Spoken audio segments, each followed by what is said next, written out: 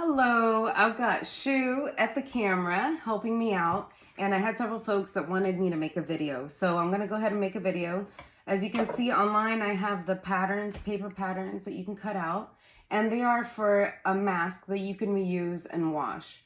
The masks are made from cotton, and then I have a layer of interfacing, midweight interfacing, and they are actually designed so that they have a pocket in them. So you could either put Kleenex tissues in there for an extra layer of protection, or felted wool, or anything that might help give you some extra protection in these times.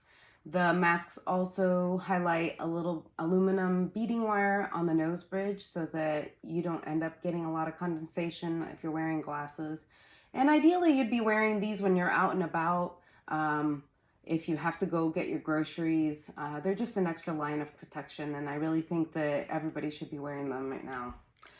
So let's get started. We have here one of the patterns. This is the adult large pattern. I started going ahead and cutting it. You'll just cut along the outside, and what you'll end up with is pieces that you need to cut from the cotton and then interfacing. And you'll want to use a sewing machine. Okay, so I'm going to start by cutting the interfacing. This stuff sticks to the cotton, and what it will do is, between the protection of the glue and the fact that it's a non-woven, we hope to get close to the kind of protection that you would get with a surgical mask. So you'll just want to use your pattern and go ahead and use a pin, stick it on there, and cut around. And each mask is going to require 4 of these. Okay. So the next layer, other than the midweight interfacing, is any type of cotton. The tighter weave, the better. So I have a bunch of different samples here. If you go to Joann's, they actually have some fabrics. They're called quilting cotton that are pretty reasonable. So you might want to go look over in that section. And then what you'll do is, like right now I folded it over, so I'm going to be making some extras. This, I just need 2 for each mask.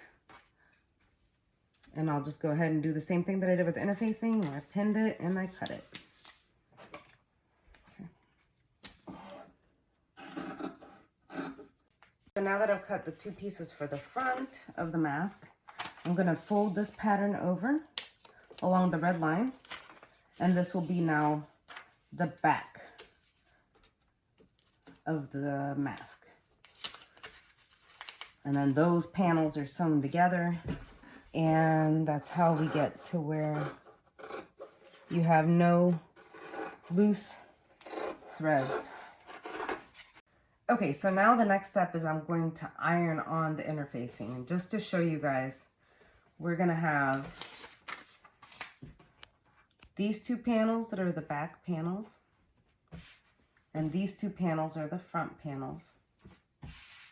And then the interfacing has a glue side that feels rough and a smooth side. So you're going to have the glue side down. And then you can use parchment paper or a wet piece of cloth and then an iron to help assist with fusing this to the fabric. And this way we have a non-woven that's on top of that cotton that should be extra protection. Okay, so what I like to do is just use parchment paper. It makes it easy. I just plop it on top. And then I have a cutting board underneath, and I'll just press down and do about 10 seconds on each section.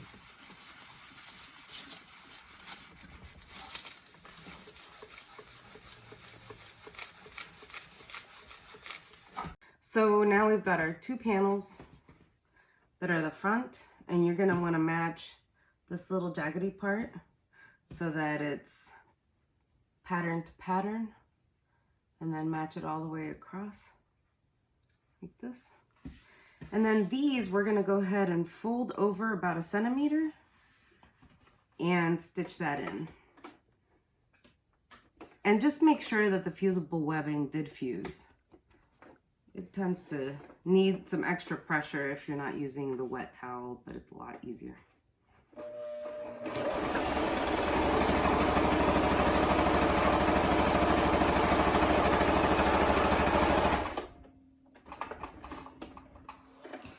And you'll see that I'm not a perfect seamstress, but at least we're putting these together. Okay.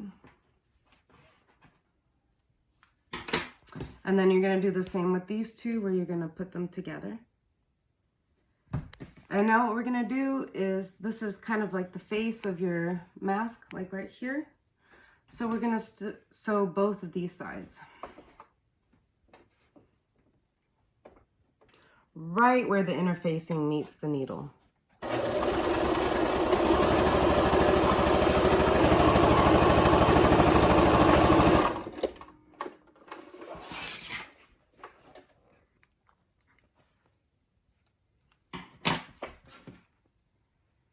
And we'll do it for the other one as well. Next step is, what I like to do is I'll just turn this one inside out, or right side out really. And you can go ahead and iron it. I tend to just kind of use my finger and get it really nice and flattened out. And then I'll fit it inside of the front of the mask. And just try to match it as well as possible. And butt it up in there. And we're gonna go ahead and sew this. Make sure that you're matching the notched ends. That's where your nose goes. And it kind of gives your eyes a little bit more space. And if you want, you can pin it.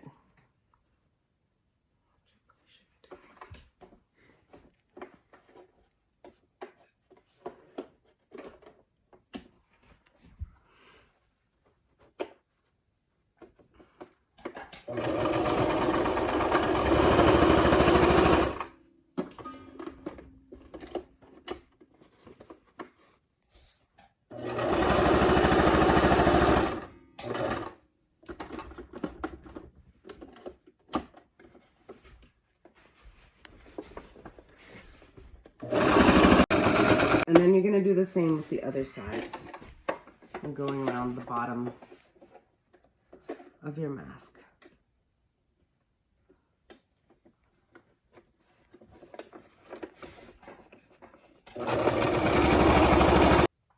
Okay, so now what we're going to do is, after you've kind of cleaned up your threads, you're going to turn it inside out.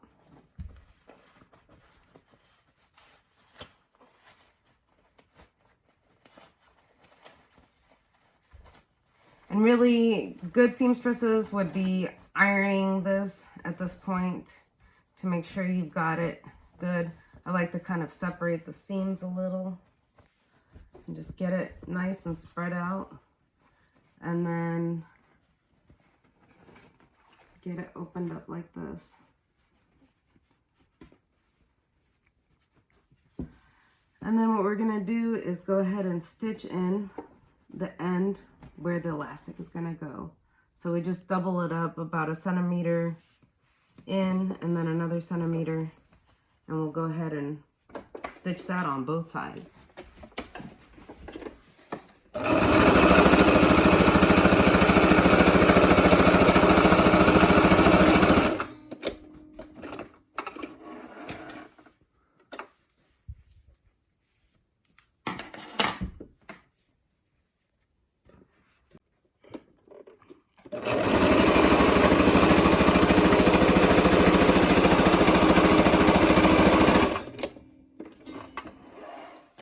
All right, so at this point, you'll want to go ahead and just iron the mask so that it kind of lays flat. And then you'll want to use this aluminum beading wire is what I've been using. I think there's some other products that you can use. It's pretty good wire though, and it's pretty pliable, and I think it's fairly machine washable. And then you'll just cut 3.5 inches for the nose bridge. And then once you've cut that, and I also found this one on Amazon, if you want to try that. And just make sure you look at your mask. Sometimes what I like to do is fold it in half And then it's obvious that your nose is up here. And that's where we're going to be inserting the wire up into this area. You'll kind of feel it in there, and then we'll stitch it in.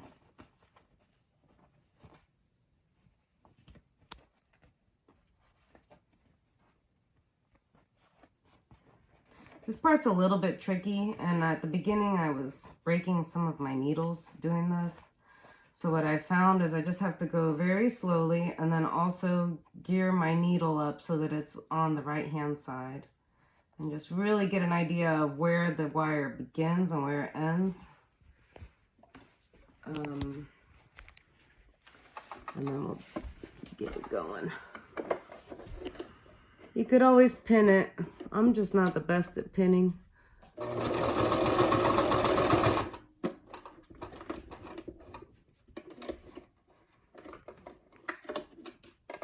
So what I do is I just kind of push the wire as I'm sewing.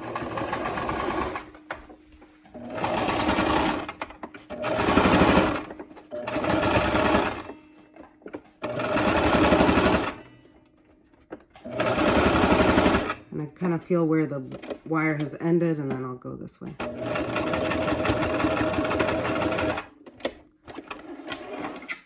What it looks like. And you'll just let whoever is going to end up using this mask, they can mold this aluminum however it fits their nose best. And then the last step is to use elastic and go ahead and put it into these little pockets. And I use a darning needle. So it's big enough to fit. I'm using a 2mm elastic that I found on Amazon. I find elastic works pretty well. You could also use ribbon or something like that, and they could tie it around the back of their heads. It's kind of a matter of preference. We are in a household full of swimmers, and so we tend to think goggles. And so you'll just do that and just measure out about 30 inches worth. So I use my little ruler and kind of measure out 30 inches, cut it. And then I'll feed it through this way and then down this way, and then we tie a knot.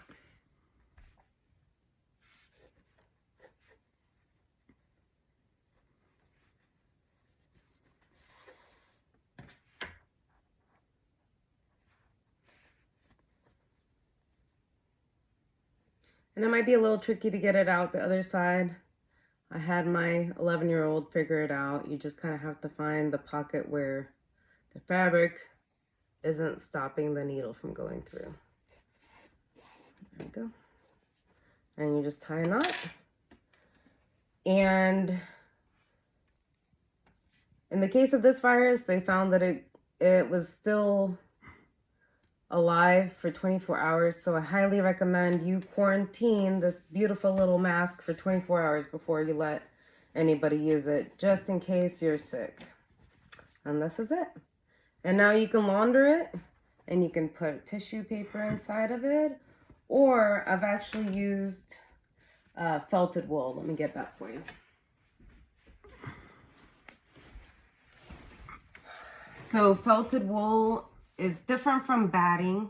It's a little bit more dense, and it actually has antibacterial properties. The problem is you can't really just throw it in the dryer.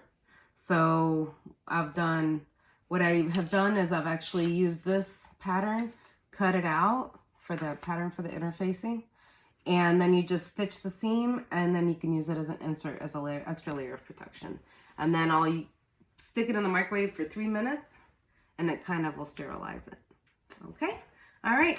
I hope you guys can make a lot of these masks and get them out to our first responders and anybody who might be in contact with people who are sick. Thank you very much.